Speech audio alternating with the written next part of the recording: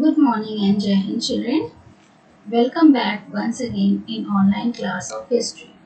Children, in our previous class, we have learned chapter number 6, Early Kingdom, right? And we have discussed some introduction part, some sources and Janpad and Mahajanpad, right? And children, have you written down all the question answers of previous chapter Age of Vedas? Children, if you have not completed, complete that also. Okay, your work should be updated. Don't keep pending work. And whenever you are writing, check your spellings. There should be no spelling errors and your handwriting should be neat and clean. Okay, children. So, children, today we are going to learn some new topic under the same chapter, Early Kingdom. So children, just wait for a while. I am sharing the screen. Then we will discuss the topic. Okay, new topic. Our new topic is Republic, Monarchies and Taxation. So these are the three topics which we are going to discuss in our today's class. So children, just wait for a while.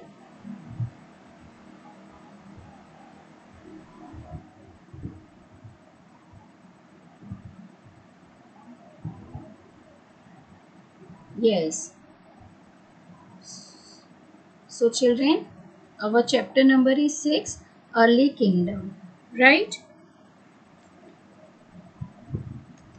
See children, the Rajas. Children, हमने पहले देखा था कल के class में भी, right? कि previous class में कि राजा को कैसे इलेक्ट किया जाता था पहले पहले लोग राजा को इलेक्ट करते थे, राइट? उनकी ब्रेवरी के कारण वो इलेक्ट करते थे. So the Rajas were the king, leader of the kingdom, a very large group of people. तो लोगों के जो राजा थे वो कौन थे? जो किंग होता था वही राजा और वही लीडर होता था. Okay, of very large group of people also. Now the rajas in some kingdoms the rajas were chosen by the people. और चिल्ड्रन अभी भी देखिए हमारे यहाँ भी रिप्रेजेंटेटिव है, राइट? उनको कौन इलेक्ट करता है? हम इलेक्ट करते हैं, राइट? तो उसी तरीके से यहाँ पर भी in some kingdom rajas were chosen by the people. तो यहाँ पे जो लोग हैं वो राजा को इलेक्ट करते थे. Kind of like the elections we have today. जिस तरीके के इलेक्शंस अभी हैं कि हमें हमारे हाथ में अधिकार है कि हम जो है हमारे कैंडिडेट हमारे रिप्रेजेंटेटिव को हम चूज कर सकते हैं. तो उसी तरीके से पहले भी था, राइट? तो उसको क्या कहा जाता था children? The Republican form. Okay, so a republic Mahajanpad was ruled by the group of elected by the common people. तो ये जो महाजनपद थे, ये जो किंग थे, इनको कौन इलेक्ट किया था चिल्ड्रेन? लोग, जो ग्रुप ऑफ पीपल है वो इलेक्ट किए थे. There was no king, decision were taken by the majority vote. तो मेजॉरिटी वोट के बेसिस पे हम किसी को इलेक्ट करते थे, राइट? और इनके जो है examples Shakya and Licchavis were the two important republic, जहाँ पे हम लोगों को मीन्स हमारे जो किंग हैं हम उनको इलेक्ट करते थे. Now in some kingdoms the rajas were the eldest son of the earlier raja and there is held it son and so on. मतलब चिल्ड्रन यहाँ पे क्या था? हेरिडिटरी सिस्टम था. ओके, मतलब जो अर्लियर राजा था, जो सबसे पहले राजा था बना, फिर उनका जो बड़ा बेटा है वो राजा बना, फिर इसी तरीके से ये जो प्रथा है वो चलती गई, फिर उनका कोई बड़ा बेटा होगा तो वो राजा बनेंगे, ठीक है? तो ये जो सिस्टम था ये था हेरिडिटरी सिस्टम, राइट? तो that is means the monarchies. The monarchies mahajanapada were ruled by the king. The king was very powerful. और इसमें क्या होता था? किंग के पास सारे पावर्स थे. He had a large army and many source of revenue. Kingship was a hereditary. The king son succeeded him to the throne. Okay children, so this is the monarchies form of government. So we have seen the republic form of government also, right? So during that time also जब लोग उनको elect करते थे that comes under republics. और जो king खुद ही बहुत powerful रहता था, ओके, मीन्स थ्रू डिफीटिंग, किसी को हरा के या इस तरीके से वो जब जीतता था, जिसके हाथ में बहुत पावरफुल था जो, ओके, तो वो था हमारा मोनार्चीज, जो कि हेरिडिटरी पे बेस्ड था, राइट, कि पहले तो किंग, फिर उनके मरने के बाद उनके जो बेटे बनेंगे, तो ये जो प्रथा है वो चली आती थी। Now in some kingdoms a powerful performed a big ritual. अब कुछ समय बाद चिल्ड्रेन, अब किंग को जो सिलेक्ट करने की सिस्टम जो है वो और बदल गई, ठीक है। अब वो जो पावरफुल पर्सन होता था किंग, वो एक यज्ञ परफॉर्म करता था, ritual, and then he was accepted as a king by the people. और इस यज्ञ में वो वही लीडर कर सकता था, वही किंग कर सकता था जो बहुत ज़्यादा पावरफुल हो, राइट, दूसरे राजाओं को जो हरा सके, जिनमें शक्ति हो, जिसमें कैपेबिलिटी हो कि वो दूसरों को आराम से डिफीट कर सकते हैं, ओके, तो वही राजा इस यज्ञ को कर सकते थे। Now next, see children, the yagna was a way of showing the people in kingdom and in neighboring kingdoms how much power this man had. तो यज्ञ क्यों किया जाता था चिल्ड्रेन, कि लोगों को बताने के लिए और आसपास के नेबरिंग कि ये जो किंग है वो कितना पावरफुल है, ठीक है, क्योंकि कोई भी इस यज्ञ को करना सबको पॉसिबल नहीं था। जो पावरफुल किंग होता था वही इसको परफॉर्म करता था, क्योंकि इसमें कुछ एक यज्ञ होता है जिसमें एक घोड़े को जो है वो छोड़ा जाता है, राइट। अभी वो स्टोरी देखिए चिल्ड्रन, दिया हुआ है, हम पढ़ेंगे। वन सच यज्ञ वाज द अश्वमेध, दैट मीन्स हॉर्स सेक्रीफाइस। तो अश्व का मतलब होता है घोड़ा और मेध मीन्स एनिमल सेक्रीफाइस, ठीक है। तो इसमें जो है किंग वो बैठता था, ठीक है, और ये जो पूजा पाठ है वो जो पुजारी जो एकदम हाईएस्ट होते थे, जिनके पास नॉलेज है सारे रिचुअल्स का, वही इस यज्ञ को परफॉर्म भी करते थे, और उसी में जो किंग है वो बैठते थे एज अ सेंट्रल फिगर। तो मेन रोल इसमें किसका होता था, किंग का होता था, ठीक है। अश्वमेध was considered to be the most difficult यज्ञ, it needed specially trained priest। तो जो ट्रेंड priest है वही इस यज्ञ को परफॉर्म कर सकते हैं।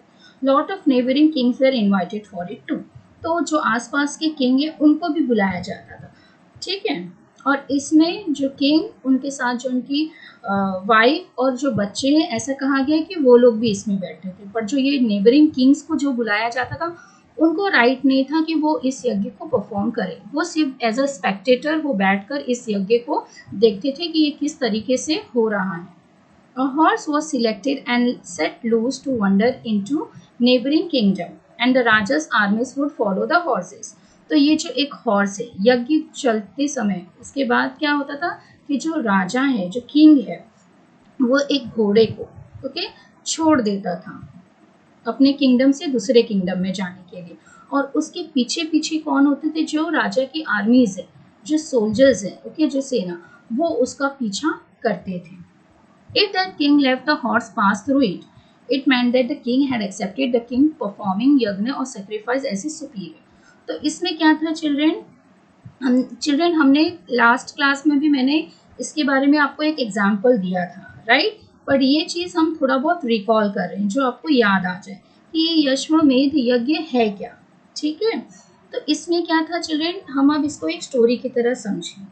तो ये जो घोड़ा होता था चिल्ड्रेन, वो राजा छोड़ देता था, वो जो आसपास के जो किंगडम है, ओके, तो वो दूसरे राजा का किंगडम है, तो वो घोड़ा अगर वहां जाके रुक जाता है, तो वहां का राजा अगर इस घोड़े को जाने देता है, उसको पकड़ता नहीं है, तो समझो उस किंग ने हार मान ली है उस बड़े जो राजा यज्ञ कर रहा है उसके सामने।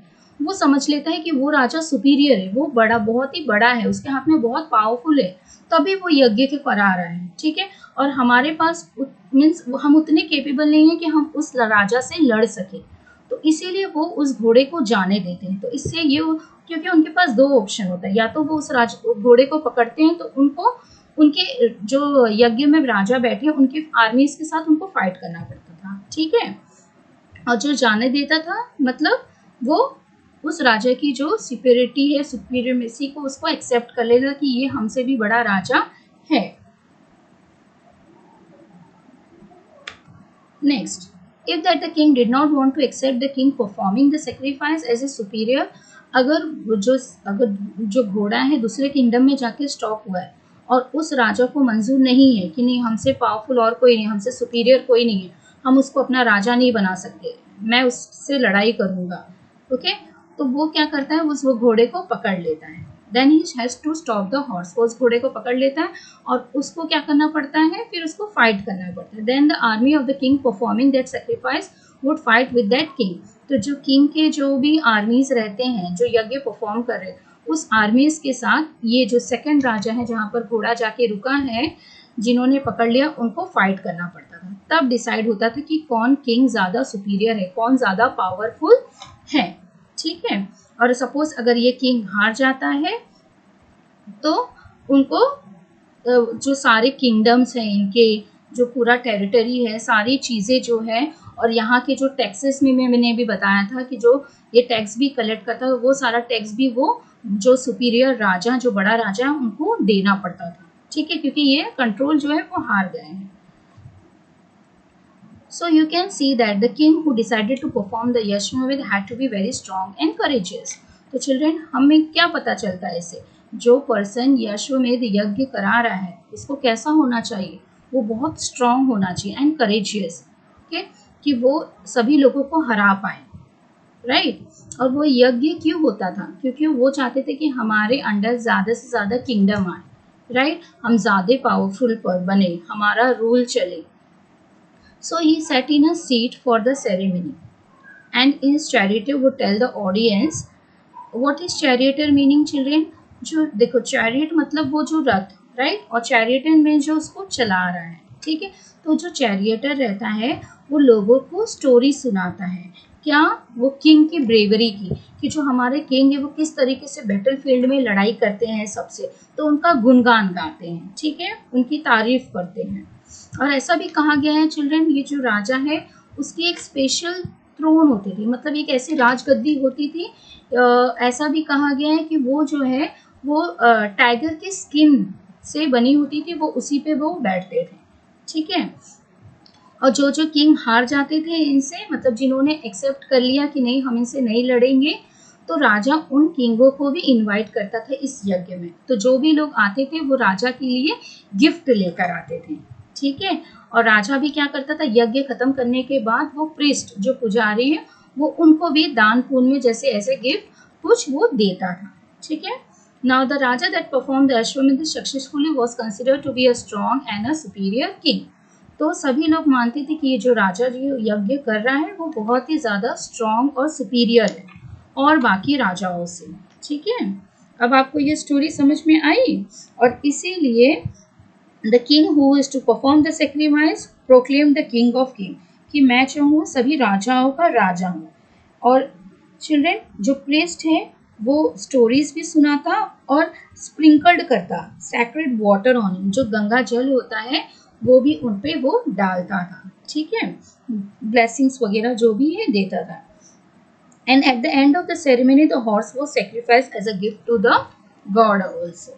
So children, have you understood the story of Ashwamedh, right? और children, ऐसा भी कहा गया है कि रामायण में देखिए जब राम जी यज्ञ कर रहे थे, राइट, तो उन्होंने एक घोड़े को छोड़ा था। तो वो घोड़ा किसने पकड़ा था चिल्ड्रन? लव कुश ने पकड़ा था, right.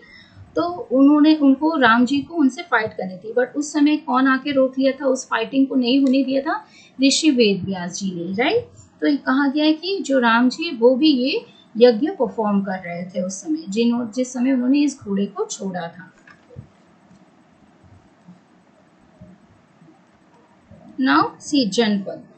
So children, this also we have seen yesterday, but today in a short while we will revise, तो आपको और ज़्यादा क्लियर हो जाएगा कि ये जनपद और महाजनपद क्या है। When a king performed the sacrifice and became recognized as a stronger and more powerful, his kingdoms was called a जनपद, ठीक है। तो जो किंग जो सेक्रीफाइस कर रहा था, जो ये यज्ञ कर रहा था, वो बहुत ही ज़्यादा स्ट्रॉन्गर था और अपने आप को क्या पता था, he was a powerful king.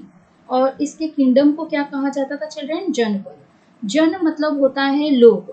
कल भी मैंने means in our previous class also I have told you, जन मीन्स लोग, और पद मतलब होता है फूड, और दोनों को मिलाकर होता है the place where people set their food, means जहाँ पर लोगों ने अपना कदम, जो पैर है, रखा था और जहाँ पे लोग सेटल होने लगे थे, ठीक है। जनपद way the earliest kingdom in ancient India. और चिल्ड्रन, इस जनपद कहाँ कहाँ देखा था हमने? कुछ आर्कोलॉजिकल साइड्स पे जैसे पुराना किला, अतरंगी जी खीरा हमने देखा था, राइट, कि कहाँ कहाँ पे ये जो जनपद जो सेटलमेंट है हमें नजर आए थे, राइट, और उनके किस तरीके से घर थे, राइट, और कौन से एनिमल्स जो है वो सब पालते थे, वो सब हमने प्रीवियस क्लास में पढ़ा था। Archaeological have found a lot of evidence that tells us how huts of this people were. तो लोगों के घर जो है वो किस तरीके से थे और कौन से animals they rear, what crops, कौन से क्रॉप्स, ये सब हम पढ़ चुके हैं, राइट, और कुछ तरीके के कौन से पॉट्स वो बनाते थे, वो किस कलर के होते थे चिल्ड्रेन, वो मोस्टली पेंटेड ग्रे वेयर होते थे, राइट, जो पॉट और उस पर जो डिजाइन्स बनी होती थी, ज्योमेट्रिकल डिजाइन्स कुछ बना दिया जाता था उस पॉट पे। नाउ महाजनपद, सम जनपद became stronger, bigger and more important than others. तो कुछ जनपद जो किंग थे वो और ज्यादा स्ट्रॉन्गर हो रहे थे। वो कैसे हो रहे थे चिल्ड्रन, या तो वो किसी राजाओं को डिफीट करके हो रहे थे, हमने देखा था, तो वो जो अगर उन्होंने हरा दिया तो वो सारा किंगडम उस राजा के पास चला जा रहा था। दूसरा था चिल्ड्रन, हमने प्रीवियस क्लास में किया था कि अगर हम और किसी राजा से लड़ाई कर रहे हैं, उनको हमने हरा दिया, बट हम उस वहाँ उनके किंगडम पे हम पूरी मीन्स कंट्रोल नहीं करना चाहते पूरी तरीके से, मतलब वहाँ का हमें जो टैक्स वगैरह जो वो राजा कलेक्ट करता है, हमें वहाँ का टैक्स वगैरह चाहिए, बट वो राजा वहाँ का रूल कर सकता है बट केवल नाम के लिए, तो वहाँ का भी जो टैक्स है मैं ले लूँगा। फिर कुछ राजा इस तरीके से बने चिल्ड्रन जो यज्ञ वगैरह करते थे, राइट, उससे भी क्या होता था, वो लोग हार मान के उनका सारा किंगडम, उस जगह का सारा टैक्सेस इनके हाथ में चला जाता। सो ये जो छोटे छोटे जो जनपद से उसी से जो है वो धीरे धीरे और ज़्यादा स्ट्रॉन्गर मीन्स उनको अपना राजा महाराजा बना लिए, क्योंकि ये तो हार गए थे। So those were called mahajanapada. You already know that janapada means, अभी ये चिल्ड्रन ये स्लाइड पे दिया है, राइट, जनपद का मतलब क्या था, the place where people set their foot और सेटल डाउन, और जन याद रखना चिल्ड्रन मतलब लोग।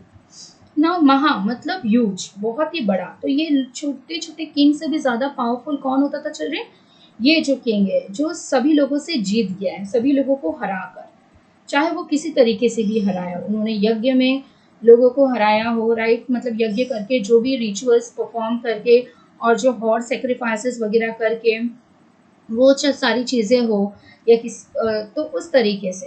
सो this were the huge kingdom. तो इसी तरीके से जो महाजनपद होते थे उनके पास बड़े बड़े किंगडम होते थे, क्योंकि जैसे जिनको हराते जाते थे उनका जो ये किंगडम है वो उसमें ऐड होते जाते थे, तो उनका एक्सपांड होते जाता था किंगडम।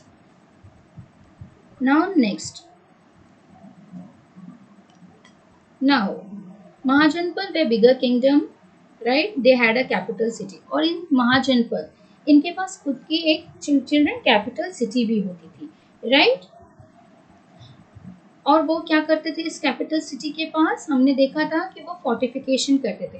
फोर्टिफिकेशन का नाम मतलब क्या है चिल्ड्रन, कि वो बड़े बड़े वॉल्स बनाते थे, और वो वॉल्स किसके होते थे, या तो वो स्टोन के होते थे या वो ब्रिक्स के होते थे, राइट। और कितने टोटल महाजनपद थे children, according to archaeologist there were 16 mahajanapada, right. So ये फोर्टिफिकेशन क्यों बनाया जाता था चिल्ड्रन, क्योंकि उनको लगता था कि कहीं से कोई अटैक ना हो जाए नेबरिंग किंगडम से, राइट, इसीलिए। और ऐसा भी कहा गया है कि किंग को अपना रिचनेस शो करना था, वो उसको बताना था कि हम कितने पावरफुल हैं, इसीलिए भी वो बड़े बड़े वॉल्स वगैरह वो बनाते थे। और एक रीज़न ये भी था चिल्ड्रन कि वो अगर इस वॉल्स को बनाते थे तो उनको आसानी हो जाती थी कि वो जो उनके नेबरिंग किंगडम में जो लोग, कैपिटल सिटी में जो लोग हैं, उन पे वो आराम से नज़र रख सकते, मतलब कंट्रोल कर सकते थे। जैसे ना कोई बाहर के लोग अंदर आ सकते थे, ना ही कोई अंदर के लोग बाहर जा सकते थे। तो इस तरीके के वो और ज़्यादा पावरफुल हो गए थे। Now they had a huge tall walls around the kingdom. They also built forts for protection. So वो लोग forts वगैरह भी बनाते थे। The king must have needed so many people to build all these forts. Right, children? अभी इतने बड़े बड़े forts बनाने हैं, right? तो अब ये सारी चीज़ों के लिए लोग तो लगेंगे ना, ऐसे तो नहीं बन जाएगा, लोगों की ज़रूरत तो पड़ जाएगी, right? They would also need so many bricks. और उसके साथ साथ हमें बहुत सारे ब्रिक्स क्या होता है चिल्ड्रन, जो ईट होता है, जिससे घर वगैरह जो भी है बनाई जाती है, राइट, ईट, उससे एंड अदर बिल्डिंग मटेरियल, और इसके साथ साथ जो जो मटेरियल चाहिए उनको वो सब भी ज़रूरत है। So many people must have involve in the building.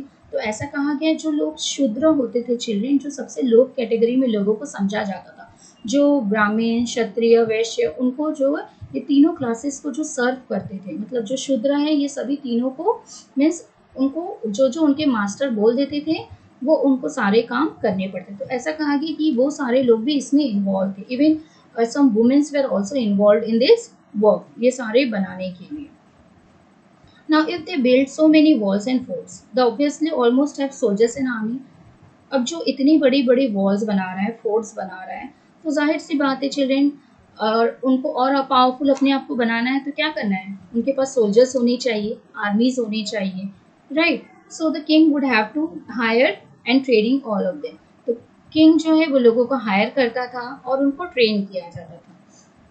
So they also must have been paid salaries. अब ये किंग, ये जो भी सोल्जर्स हैं वो ऐसे तो काम नहीं ना करेंगे किंग के पास, ओके वो लोग भी पैसे लेंगे तो उनको भी सैलरीज दी जाती है एंड गिवन इक्विपमेंट, और उनको फाइट करना है तो उनको इक्विपमेंट की भी ज़रूरत है। So managing a mahajanapada needed a lot of work and resources. तो ये सारी चीज़ों को मैनेज करने के लिए बहुत ज़्यादा मेहनत लग रही थी और बहुत ज़्यादा रिसोर्सेज की ज़रूरत पड़ती। अब चिल्ड्रन हमने तो देख लिया कि इसको ये सारी चीज़ें खरीदने के लिए, आर्मीज को अपॉइंट करने के लिए, ठीक है, तो पैसे कहाँ से आएंगे चिल्ड्रन?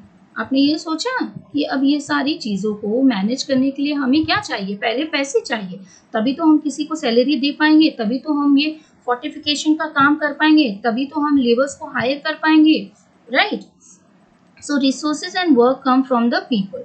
तो ये जो रिसोर्सेज और वर्क ये कहाँ से आ रहे थे? People, and people needed to be paid, और लोगों को भी पे तो करना ही होगा। So where do you think the kings got the money for all this? तो आपको क्या लगता है ये जो पैसा है उनको कहाँ से मिल रहा था चिल्ड्रेन? उनको पैसा लोगों से मिल रहा था। कैसे? टैक्स वगैरह। तो ये जो टैक्स का सिस्टम है, टैक्सेशन का, ये पहले भी चलता था, राइट।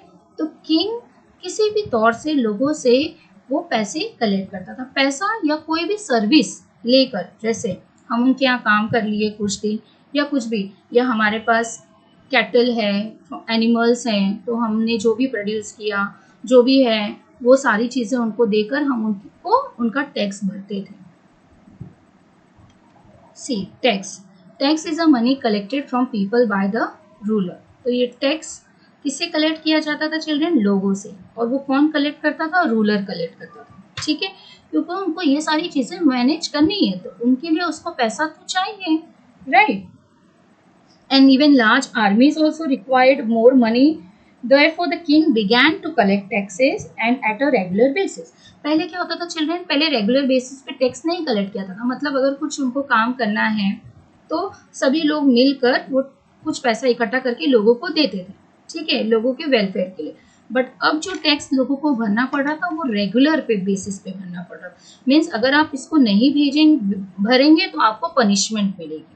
तो ruler decided what fraction of the peoples earning they will connect. और ये काम भी रूलर मतलब चिल्ड्रन किंग, वो ही डिसाइड करता था कि लोग कितना, मीन्स कितना अमाउंट उनको भरना है। Paying taxes is compulsory, people not paying tax can be punished. तो जो लोग इसको नहीं भर रहे हैं उनको क्या होता था चिल्ड्रन? उनको पनिशमेंट मिलती थी। They appointed officer to collect taxes from the people. तो इवन वो कुछ ऑफिसर्स को भी अपॉइंट करते थे कि जो वो टैक्सेस कलेक्ट करता था।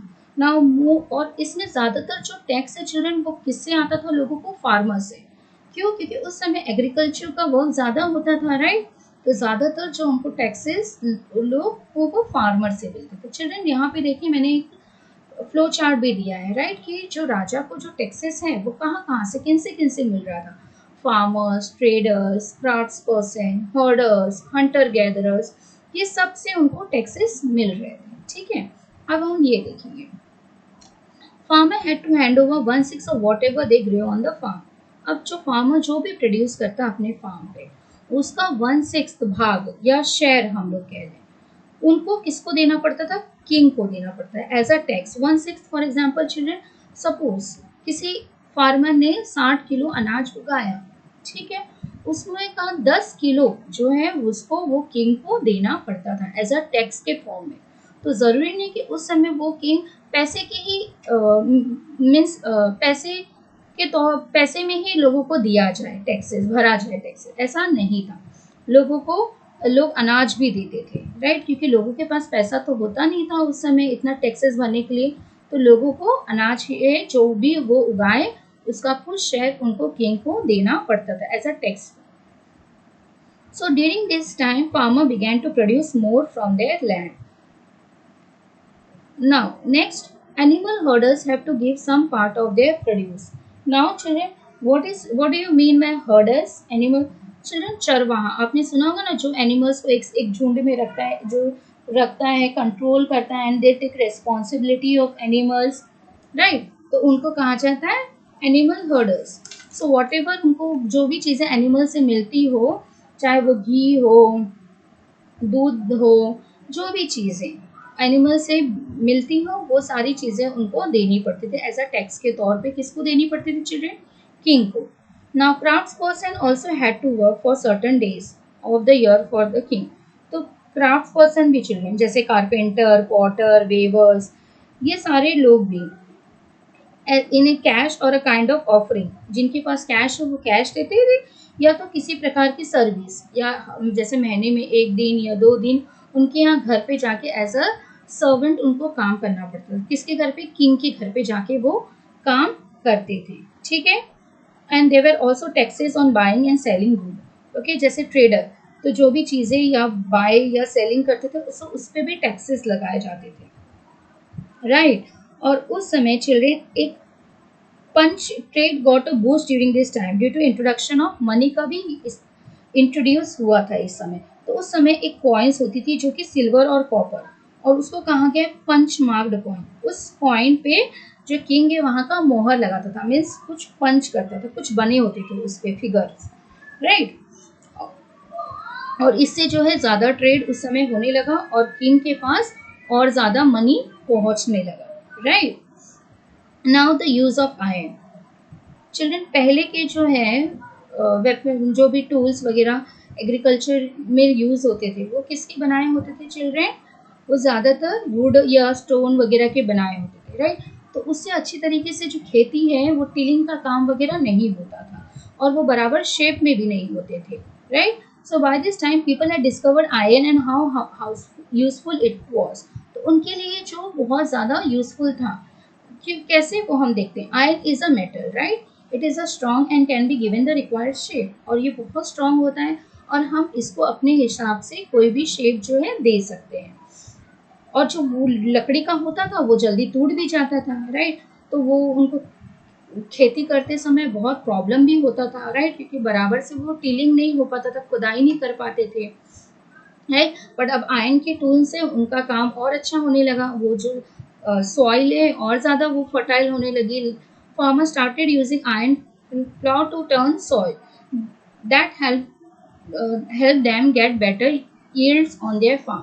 तो अब ज़्यादा से ज़्यादा प्रोडक्शन होने लगा उनके फार्म में, right. Now next, C better farming technique children. Earlier farmer would just scatter seeds to grow crop, okay. अब इसका मतलब क्या है चिल्ड्रन? अब उन्होंने नया टेक्निक, अब पहले एग्रीकल्चर किस तरीके का होता था पता है? पहले के जो फार्मर होते थे वो क्या करते थे, कुछ सीड्स लेते थे और वो स्कैटर मतलब फैला देते। सपोज उन्होंने 100 सीड्स ली, राइट, तो वो सभी जगह वो ऐसे फैला दिए। तो ऐसा था कि उसमें से जैसे 100% में से उनको जो है कितने परसेंट की बेनिफिट हो पाती थी? केवल 70% का जो है उनको फ़ायदा हो रहा था, 100 में से 70%। तो ये टेक्निक पहले अपनाई जाती थी, बट उसके बाद एक नई टेक्निक अपनाई। वो लोग क्या करते थे, फिर वो लोग जो भी सीड्स वगैरह हैं, ठीक है, वो किसी बर्तन में या किसी भी चीज़ में वो लोग उस सीड्स को डालते थे, राइट। और उसी में वो जब तक वो छोटा सा प्लांट ना हो जाए, राइट, सेपलिंग जिसको हम बोलते हैं, तब तक वो रूप में ना आ जाए छोटा सा, तब तक वो उसको वहाँ से निकालते नहीं थे। तो उसमें वो लोग उगाते थे, उसके बाद वहाँ से निकाल के वो जाके खेती में उसको ट्रांसप्लांट करते थे। तो अगर उन्होंने 100 डाला है तो उनको इसमें पूरा 100% का फ़ायदा मिलता था। तो इसमें ज़्यादा उनको बेनिफिट मिल रही थी, जबकि पहले वो लोग 100% अगर वो डाल कर रहे हैं कुछ, तो उनको 70% ही उनको फ़ायदा हो रहा था, बट अब उनका ज़्यादा प्रोडक्शन हो रहा था, राइट, इस तरीके से नए मेथड से। और अभी भी यही मेथड चल रहा है। With this more crops survived and farmers got a better yield.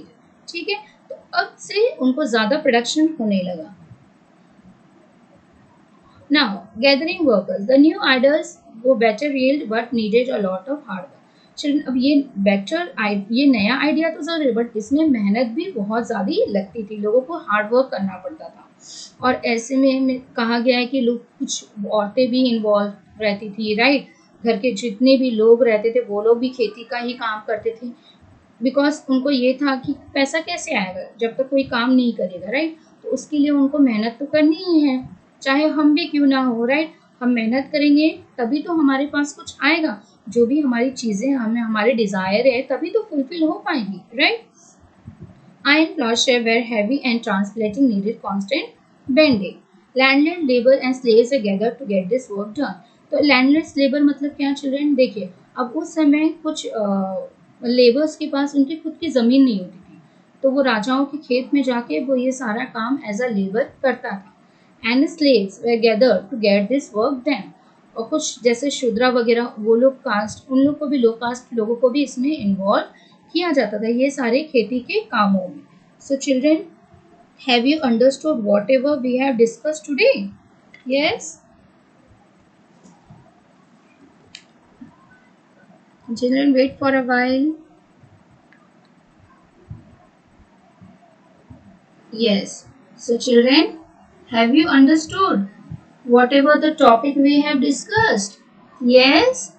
I hope everyone must have understood. But children, what you have to do? You have to read the topic which we have discussed today, right? But you revise all the topic, previous class also and today's class also, for your better understanding and clear understanding. So today we have discussed about the republic, monarchies and taxation. These three topics we have discussed today. Along with that, we have done some revision part also. So children, that's all for today. We will meet in the next class. Bye children.